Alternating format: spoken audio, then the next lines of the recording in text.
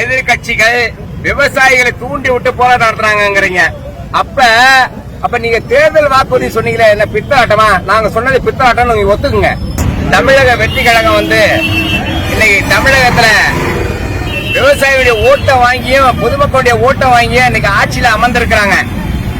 Vijay sir அவர்களே, நீங்க பிரச்சாரத்தின் போது தேர்தல் வாக்குறுதியாக 5 ஏக்கருக்கு கீழ் உள்ளவங்களுக்கு 100%, 5 ஏக்கருக்கு மேல உள்ளவங்களுக்கு 50% தள்ளுபடி செய்வோம், கடன் தள்ளுபடி செய்வோம் சொன்னீங்க.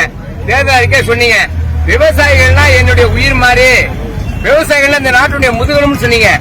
இந்த ஜென்மத்துல நான் விவசாயியா பிறக்கல, அடுத்த ஜென்மத்திலேயாவது நான் விவசாயியா பிறக்கன்னு சொன்னீங்க. ஆனா ஆட்சியில உட்கார்ந்த உடனே இப்ப வெறும் 50,000 கடன் தள்ளுபடி பண்றீங்க.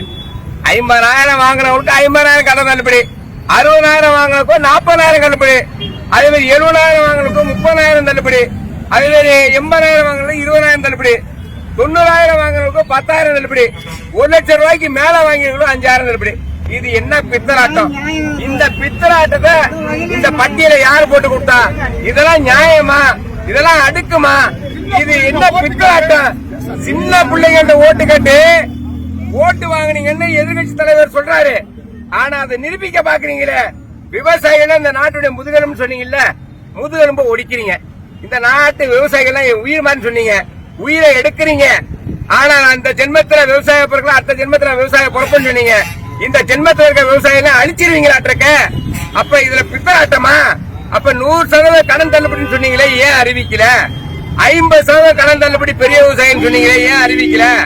ஆனா நீங்க அறிவித்த கடன் தள்ளுபடி அறிவிப்பை திரும்ப பெற்று மறுபரிசீலனை செய்து 5 ஏக்கருக்கு கீழ் உள்ளவங்களுக்கு 100% கடன் தள்ளுபடி செய்யப்படும் எப்படி வாக்குறுதி அளித்தீர்களோ, அதே மாதிரி 5 ஏக்கருக்கு மேல உள்ள விவசாயிகளுக்கு கடன் தள்ளுபடி 50% கடன் தள்ளுபடி அறிவித்தீர்களோ, அது மாதிரி முழு கடனையும் 100% விவசாயியுடைய பயிர்கடனை தள்ளுபடி செய்ய வேண்டும் என்று தமிழ்நாடு ஏரி மற்றும் ஆற்றுப்பாசன விவசாய சங்கம் இன்னைக்கு பெரம்பலூர் மாவட்டத்துல திருவோடு ஏந்தி பிச்சை எடுக்கிற போராட்டம், இந்த வெயில்ல பிச்சை எடுக்கிற போராட்டம் நாங்க நடத்துறோம்.